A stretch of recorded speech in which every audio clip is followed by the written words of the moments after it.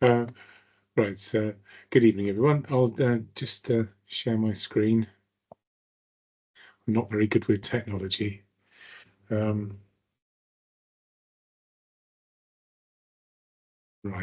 hopefully everyone can see that. Um, well, uh, thank you all so much for coming this evening. Thank you. Uh, and let's begin. We're starting this virtual walk, where all good walks should begin and end, at the pub. In this case, the Hare in West Hendred. This photograph that my wife described as the most pathetic excuse to go for a pint I've ever heard, even from you, shows the X35 bus arriving from Didcot on its way through the Springline villages to Wantage and Grove, running roughly parallel to the Ridgeway that you can see as the high ground in the photograph here in the distance. And it runs parallel for about 7 miles. Here, the Ridgeway is about 2.5 miles from the bus stop. And whilst that might be a long old slog uphill, hopefully this talk won't be, and will illustrate that there are plenty of secrets to learn from the quiet buildings and silent fields that surround us on the way up to the ridge. Oh, sorry.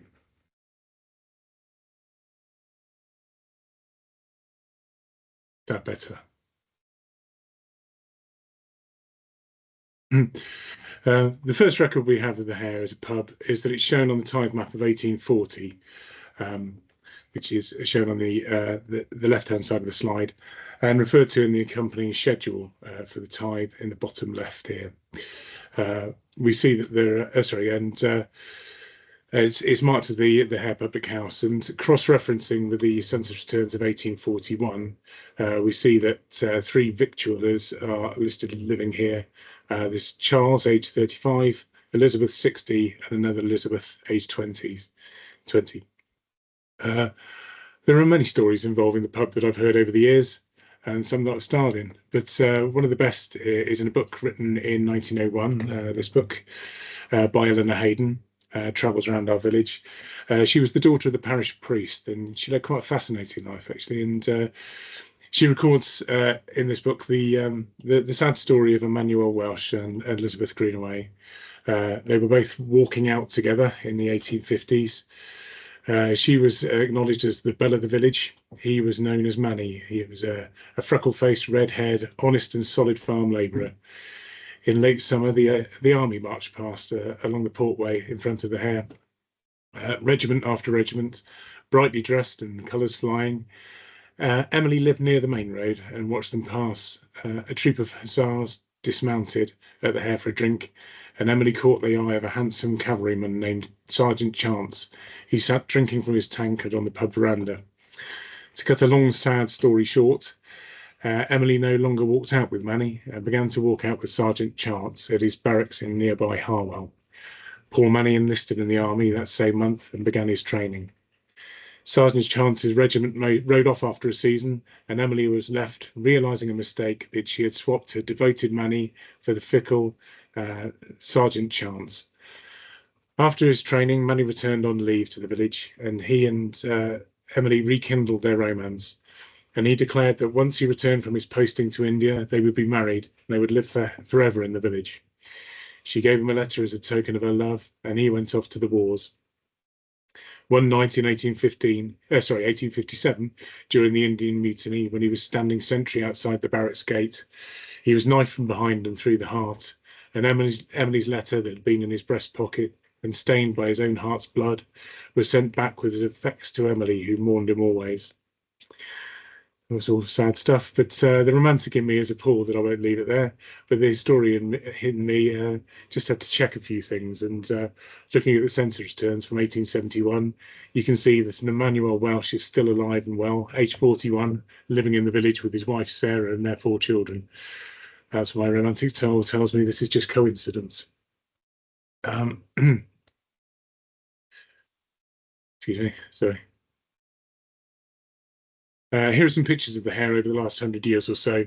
The one in the top corner top left corner is from about 1900 with the landlord Frank Quartermain in his apron. The top middle is from about 1910, where you can see several phases of additions to the building in its roofs and gable ends that are still there today. So you can see this extra buildings put on. There's an extra extension at the back there. Top right is also from around 1910. And it makes me wonder how many of these men and boys went off to fight in the trenches 4 years later, and how it changed their lives. In the bottom left is a picture that was stolen from there in one of its last periods of being long-term closed. An apology for the quality of the photographs, but but I took it the night before the hair closed for about 6 months, and it might be the only copy there is. The framed picture is of the 1929 pub refit that included the colonnaded portico that you can see here, that replaced the earlier veranda. It's apparently the idea of one of the Morland brothers, the brewing family that just bought the pub, and he'd visited the deep south of America in the 1920s and liked the style. The picture in the bottom right is from 1976. If we, oh, sorry, next slide. If we face the hare and look left towards Wantage, the field on the north side of the road is called Gallow Furlong. In this estate map of 1606, the Berkshire Heir of 1248 records that the jurors present that the Prior of Wallingford has recently erected a gallows in West Hendred. They do not know by what licence, so it is being investigated.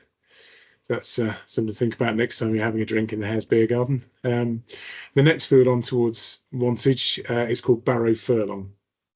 And you can see the earthwork on the map of the Barrow just here, Barrow Hill. It's a prehistoric burial mound on the parish boundary. The barrow has now been ploughed level, and nothing sadly remains of it above ground. Excuse me.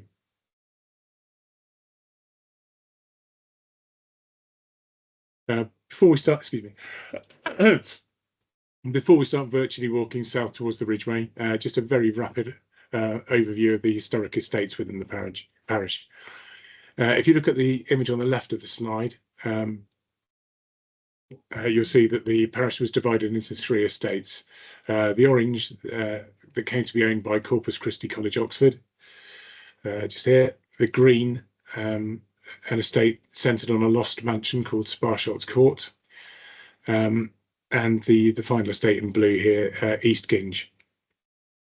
The division of the parish goes back a very long way, and we learn from Domesday Book in 1086 that before the Norman conquest, the land was held by 3 thanes who had the unusual right to follow whichever overlord they wished. A manor house for West Hendred, the Corpus Christi estate, and a manor house with its own chapel for Sparshot's Court estate are both mentioned in 1086. And we have excellent 17th century maps for the Corpus estates. This one here from 1606 is Corpus, and Sparshot Court estate here in 1646. You'll notice that the parish is long and thin. It's about 6 miles long and about half to three quarters of a mile wide. This is to give the parish and its neighbours a good share of the chalkland for sheep grazing to the south, the green sand soils in the centre of the village around the spring line for arable conservation, and the heavier clay soils to the north that were principally used in the more historic periods for cattle.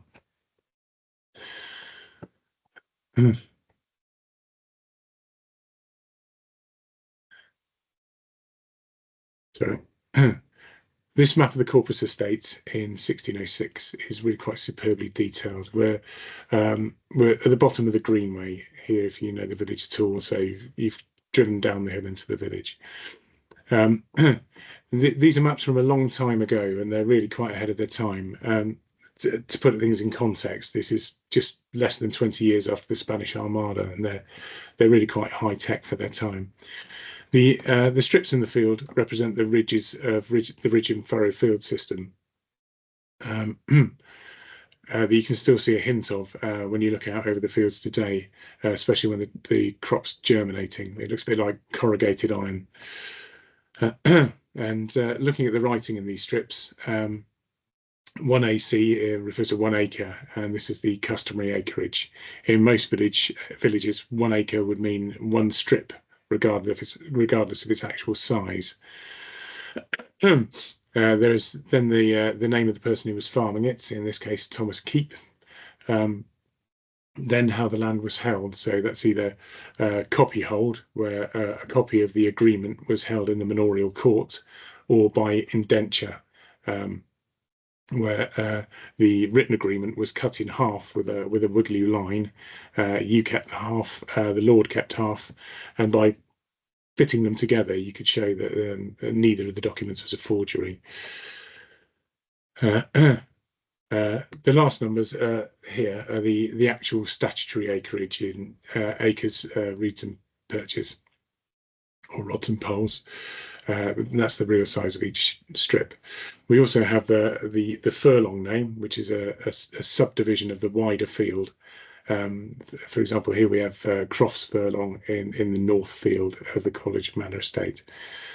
And depending on the cycle each estate used, up to a third of the arable land on any estate might be left fallow in any given year to allow the soil to recover.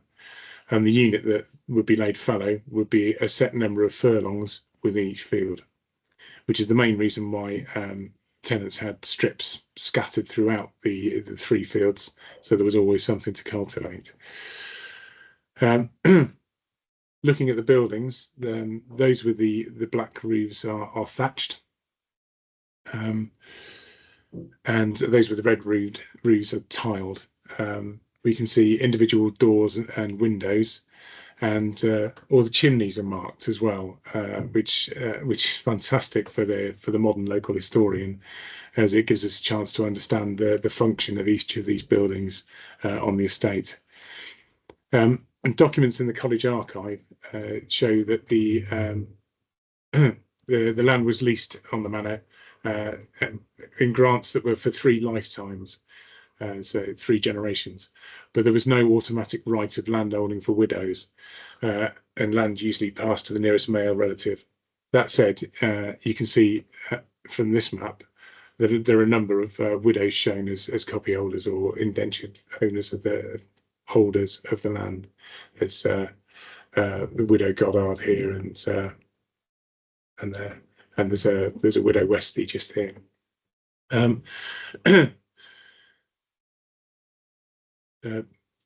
Before we walk down Mill Lane, which is just here, and onto the Sparshall Court estate, we might just have a quick look at Hatter's Place, which is around the corner. It's now Moor's End, at the end of the Millum.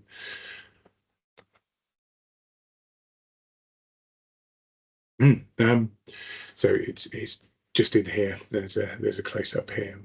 I'd always wondered why it was called Hatter's Place, but stumbling across a document in the National Archive at Kew from the Court of Chancery in 1457, I think that document might reveal the answer. It seems like the name might relate to John Hatter of West Hendred, who, with his brother John, a London cloth merchant, had borrowed £220, around £250,000 in modern money, from Lord Falkenberg, who was the uncle of Warwick the Kingmaker and later Earl of Kent, and a Calais merchant named Thomas Crichton. The agreement was signed off with the Mayor of Westminster as witness, but the brothers were summoned by writ to the Sheriff of Berkshire over the debt. And whilst there's no record of what actually happened, perhaps we might postulate the failure of a mercantile venture. Perhaps the money was borrowed to ship a cargo from Calais to London, and the ship found that in poor weather it's certainly not an uncommon fate. But the Hatters must have been of quite some consequence to have to hang around in such elevated company, which might explain the really quite grand house with its own quite nice dovecote in the yard. Now going back down to Mill Lane and to the mill itself, it's mentioned in Domesday in 1086. It's a lovely building, and it's one of the oldest continually inhabited places in the parish. It's nearly 1,000 years now that we know of.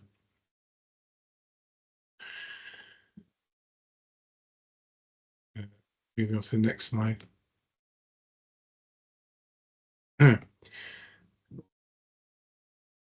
This is the lost mansion of Sparshot Court. It's mentioned in 1086, and it has its own chapel unusually.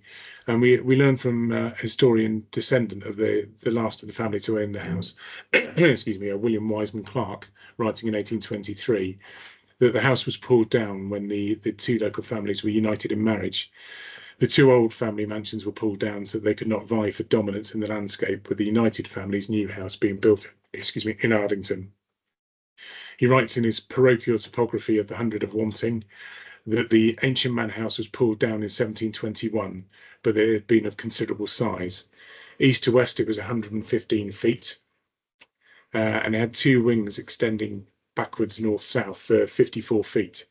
And adjoining the house was the chapel mentioned in Domesday, which was 33 feet in length and 25 in breadth. But long before it had been pulled down, the chapel, that is, it had been desecrated and converted into a pigeon house. Dressed stonework found in the foundations of some of the older village houses, and timbers in the church and the medieval floor tiles and the church nave and chancel are of the type found in the Sparshot Court field. And they point to the considerable reuse of stone and other materials from the demolition.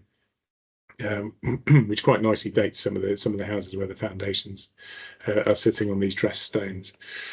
By kind permission of the Clayton family who own the land, my brother and I put a small archaeological evaluation trench into the field about 20 years ago now, and identified the foundations of potential internal rooms and some medieval floor tiles and a considerable amount of medieval and post-medieval pottery. The reason for such a big house on such a small estate might be linked to the office of the Sheriff of Berkshire, the King's representative in the Shire, and this is old Berkshire. The association with the Shire meet at Cuckhamsley Hill, which we'll come on to later.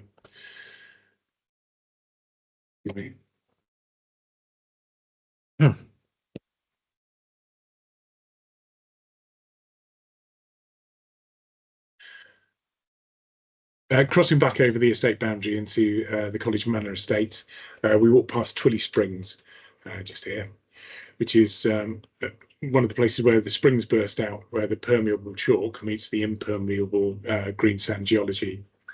And Twilly in the 1980s, polished stone axe was of the Neolithic period was found in some recently disturbed ground. Places like the springs would have been a focus for human activity in the early prehistoric period, providing both water and good hunting for animals themselves attracted to the springs to drink. By the Neolithic period, however, the woods were starting to be cleared, and axes just such as this one were clearing the land, and the first farmers were beginning to plant crops.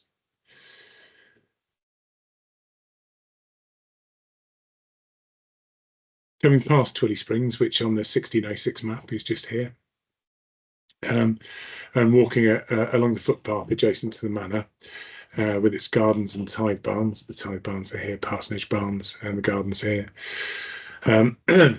We connect up with the village street known as Glock Lane. So just down here.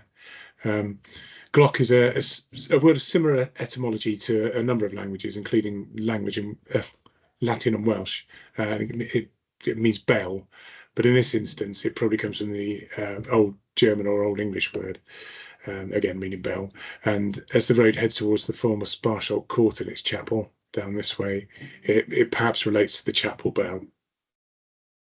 The manor itself was quite small in relation to the large Sparshot courthouse on the adjacent estate, probably reflecting the Sparshot Court was owned and inhabited by a family of some real consequence, whilst the college were an large absentee landlord whose estate was run by a tenant.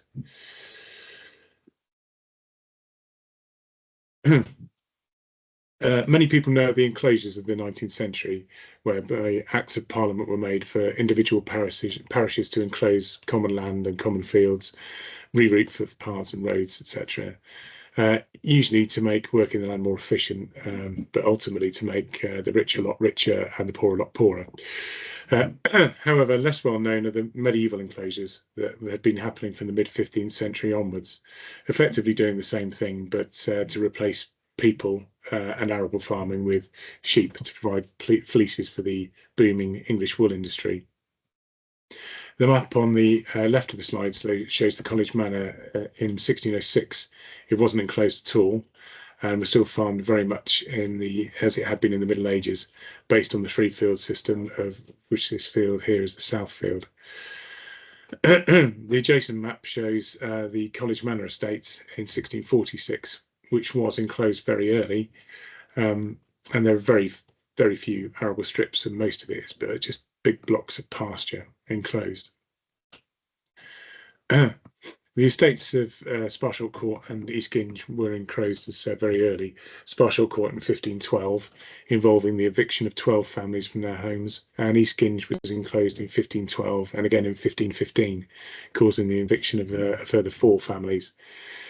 In those days, there was no America, no new world to emigrate to. If your family couldn't take you in and everyone was having a hard time, you were in real trouble.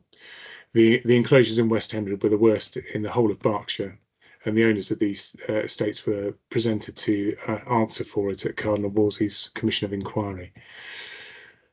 One hopeful sign, however, that we can see from the college maps to 1606 and from the tithe map of 1841 is that houses have been constructed within the broad roads within the village, and down here on the tithe.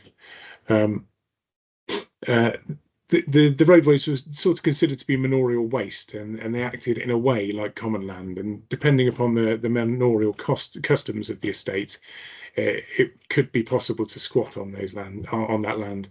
And I like to think this is where the evicted people ended up from East Ginge and Sparshalt Court, that they ended up on these marginal bits of ground and survived.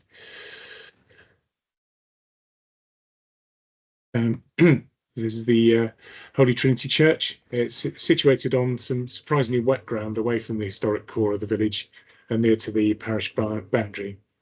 Given its location, it may be that the site of the church was previously a pagan place of worship, such as a sacred spring. In a letter from Pope Gregory I to Bishop, I can't pronounce that, Mellitus, who in 601 AD was travelling to England to seek to convert the Saxons to Christianity, he wrote, to paraphrase, that pagan places should not be torn down but repurposed as Christian places, so the people found the change of faith more palatable by worshipping in the same spot. A church was mentioned here in Domesday in 1086, and it's the only Grade 1 listed church in the Hendreds, Ardington or Lockinge. Oh.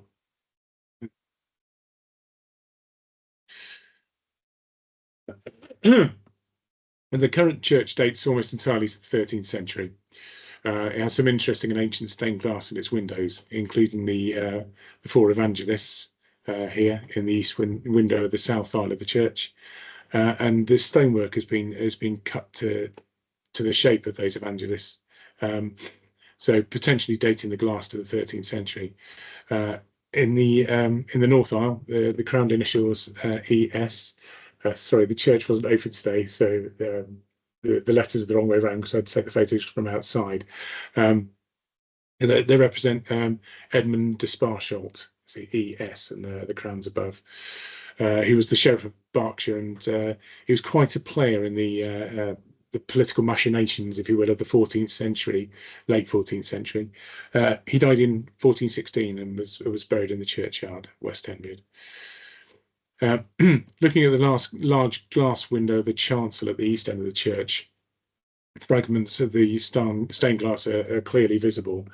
They're bits and pieces, but they're largely in there. But the bits in the tops of the lights seem to remain largely intact. From what remains at the top of 2 of the main windows, it appears that 2 abbots' mitres remain properly represented here and here. And if you see, vaguely the same shape as these abbots' mitres here, or the Green King Abbots Ale mitre. And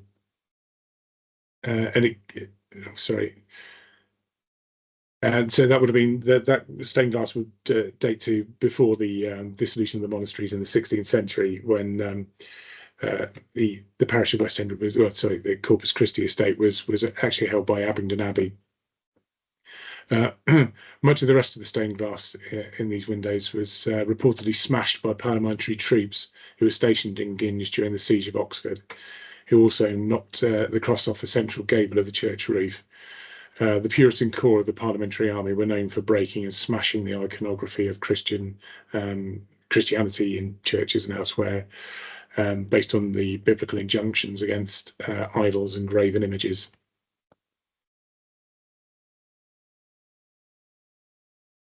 The lovely vicarage. Research on the vicarage at West Hendred has only been possible due to the support of Martin Sykes, Dr. Martin Sykes, the current owner, without whose advice much of this story would still be a mystery. If we look at the basic facts of the story, it seems to be a tale of a man who became the vicar of West Hendred in 1810, pulled down the original medieval vicarage, which was here between the church and the brook, and then bankrupt himself, spending the next 40 years of his incumbency in the parish just trying to complete his grand new house. The vicar's name was the Reverend John Berkworth Hearn, who I think we'll call JBH, so we don't have to keep saying it. In the course of events, he was hounded by the college, who appointed him to the parish, and the bishop, who was his boss, to complete his new house and not bring shame upon either institution. He spent time in debtors' prison at Fleet and at Whitecross Street Prison. There is a report of him leaping ditches to escape the sheriff's officers when he was 82 in 1846, and he died in relative poverty, his house incomplete, in London in 1852. But if we scratch a little deeper, he was born the second son of a baronet in 1766. He was educated at Eton, ordained as a priest in 1791. His first parish in the gift of his family was Hayden in Essex. JBH ran into financial difficulties quite early on, despite the comfortable parish he had been given, and he took out a loan of £480, now about £35,000, on some of the glebe land there, which he was not entitled to do. He then skipped town pretty sharpish, exchanging the parish with another vicar for that of West Hendred, leaving the debt behind for his successor. He had married in 1786 to Mary Ann Price, the daughter of Sir Charles Price of Blunt's Court. She was 12 years his senior and heiress to a pretty vast estate. When Sir Charles died in 1803, the estate passed to his cousin, Thomas Overy, and although the house and income amounting to £8,000 per year, or £710,000 a year in today's money, were to be enjoyed by his widow for her lifetime. When Lady Jane Price died in 1810, JBH refused to quit the house and had to be ejected by court order, especially he'd begun to sell off the valuable timber from the estate, again, which he was not entitled to do, and he spent the next 19 years in legal wranglings at the Court of Chancery with his wife's cousins.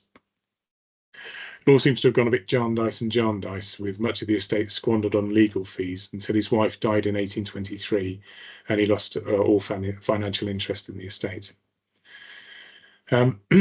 It started off really well with his new parish. The college were quite excited about his proposal for a grand new vicarage, particularly as they would inherit it, as he was only the incumbent for his lifetime. They gave him 130 oak trees and 65 elms from their estates in West Hendred to provide material for the building. The timber coming from these different places. You can see the arrows marked on the map. Excuse me.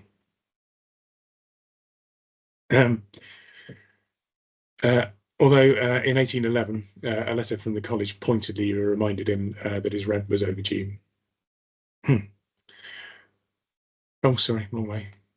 Then in 1814, the Blunts legal action caught up with him, and the vicar was sequestered for debt, with the Sheriff of Berkshire ordered to seize his assets.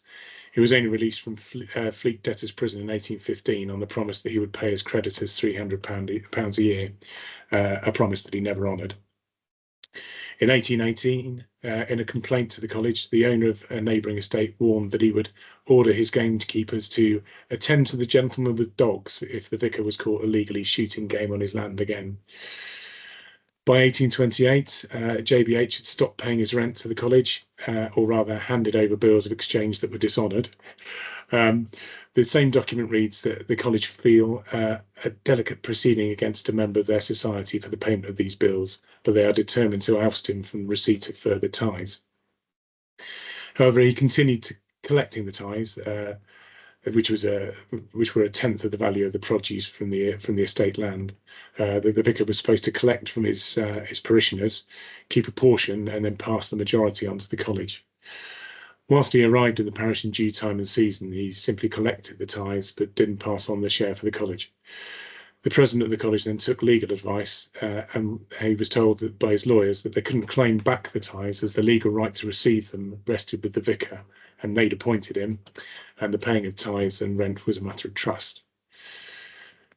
Throughout his incumbency of West Hendred, the vicar was rarely in the parish, and the services were taken by a curate, who should have been paid for by JBH, but who, out of necessity, was paid for by Corpus Christi.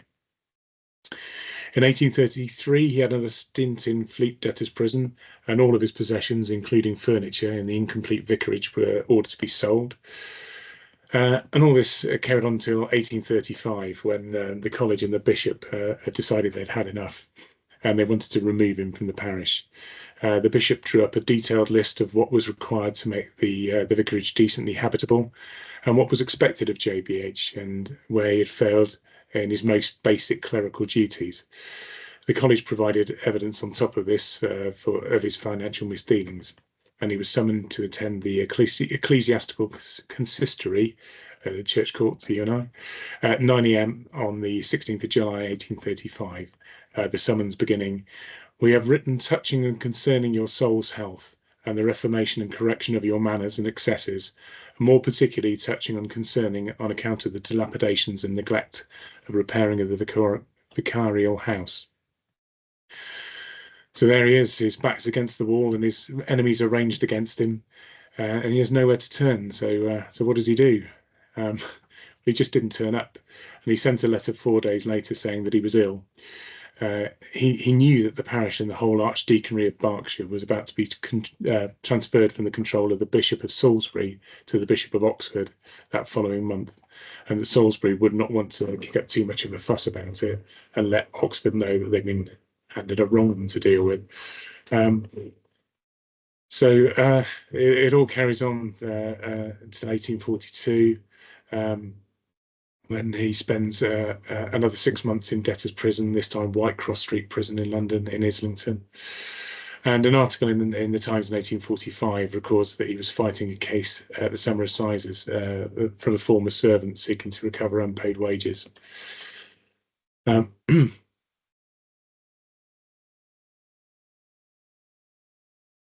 In the 1851 census, he was registered as living with a single servant in a modest house in Victoria Road off Gloucester Road, London. He died there, aged 85, on the 20th of March, 1852, and he was buried in the catacombs of Brompton Cemetery here on the right-hand side of the slide at 12:30 on Wednesday, the 31st of March, 1852. These are just some of the Chancery, the Court of Chancery documents in the National Archive at Kew. That needed to wade through to get to the truth of this, essentially. And other archives include the Corpus Christi College archives that are full of correspondence to and from the college. The Church of England archives in Lambeth, the Salisbury Diocesan Archive at the Wiltshire and Swindon Archives, the Oxfordshire Archives, the Berkshire Archives, the British Newspaper Archive, and the Historic England Archive. This document is from just after the death of JBH, and is deed for the new vicar, the Reverend Tucker, a very steady and trusted college man of independent means. It's important to note, though, that over the next 100 years, the vicars of the parish after the Reverend Tucker complained fairly constantly that the income from this small parish wasn't sufficient to maintain the house, and was leading to significant hardship for those vicars.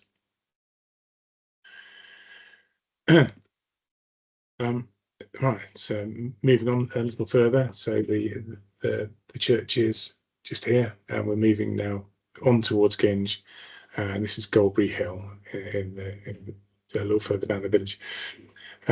Sticking up above the spring line are these 5 hills. They're outliers, chalk outliers of the main chalk ridge to the south, and they overlook the villages below. Early Saxon cemeteries have been found on 2 of them, and unidentified human remains have been found on a 3rd. It may be that these hills represent Saxon cemeteries of the original settlements that they sit above. So Arn Hill above West Lockinge, there was a Saxon cemetery found here in 1862. Flagstaff Hill above East Lockinge. There's this one here, this one here. There's nothing's been found there as yet, but it's a possibility. Roundabout Hill above Ardington, human remains found in 1890. That's this one here. And Goldbury Hill above West Hendred, now a legally protected or scheduled monument, where there's a rare 5th, 6th century Saxon cemetery that was found in the 1980s. That's this one. And the last is Park Hill, overlooking East Hendred. There's no known cemetery, nor will we ever find one, as it's now an underground reservoir.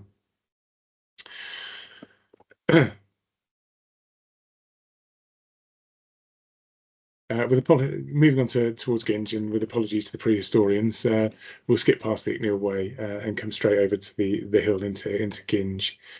And if we just virtually park ourselves here for a moment where the triangle is, it's probably a good place to talk through the history of the hamlets. Historically, East Ginge was in West Hendred parish, and West Ginge was in East Lockinge parish.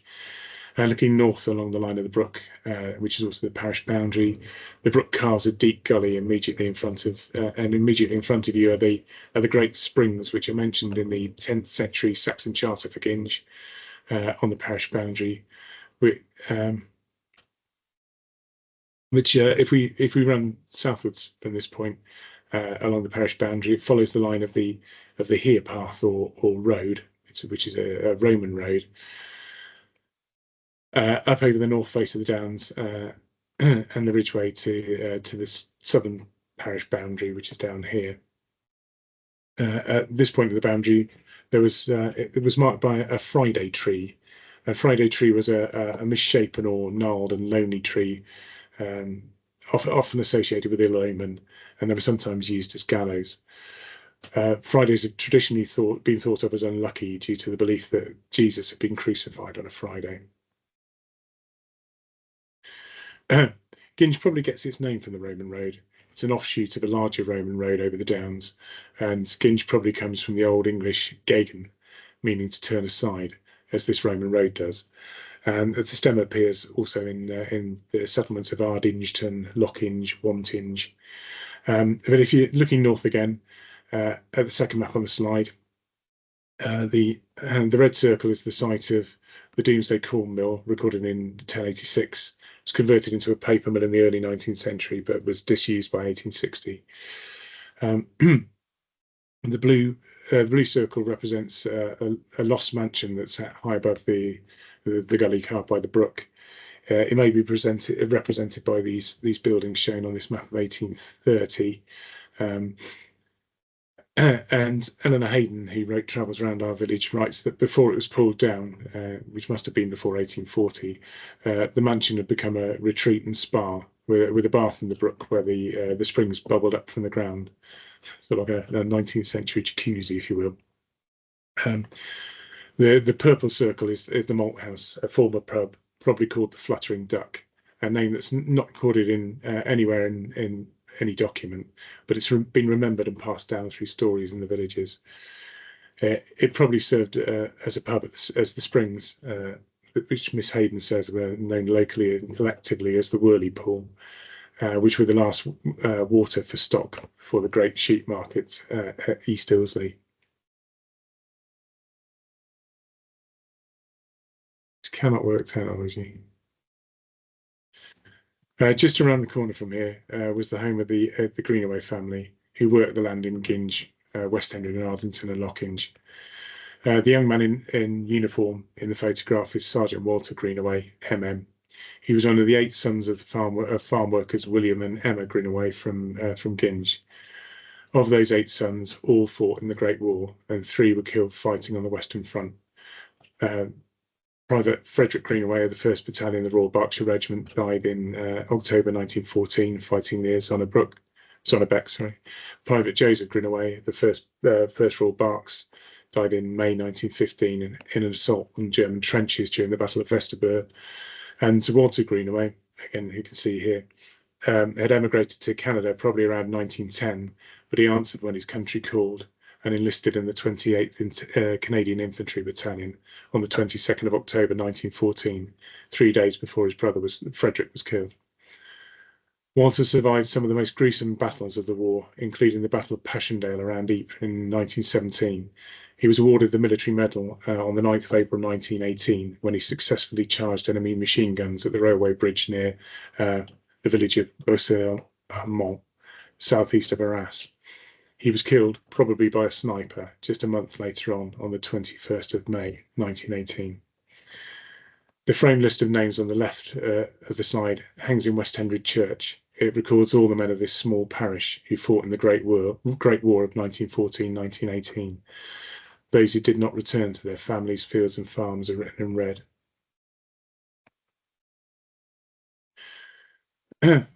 Now walking up the Roman road from Ginge, deeply sunken now by the passage of people, drovers and their stock over the centuries, we pass Grimm's Ditch, a 9-mile-long prehistoric earthwork of spectacular dimensions and uncertain purpose. It probably dates to the last millennium BC, and the Saxons, presuming some supernatural origin for it, referred to it as the dragon's backbone in 9th century charters. It's a lovely descriptive name for it, as the ridge viewed from the north does look like some great beast on its side with the earthwork like its spine. By the 10th century, charters began to refer to it as Grimm's or the Devil's Ditch. On reaching the Ridgeway, we turn left here. Here the Ridgeway is wide as it turns along the chalk ridge to accommodate the stock being driven from the western and home counties towards the voracious markets of ever-hungry London. Often these long-distance droving routes, farmers would provide a large tree-sheltered field called a pinfold or penfold, where for a small fee, drovers could safely keep their stock overnight. There are a few penfolds remaining now in the landscape of the Ridgeway, but there appears to be one just about 300 metres south of the Ridgeway at Johnson's Farm. You can see it here, this sort of roughly rectangular field. Excuse me. And lastly, we come to Scutchamer Knob on Cuckhamsley Hill.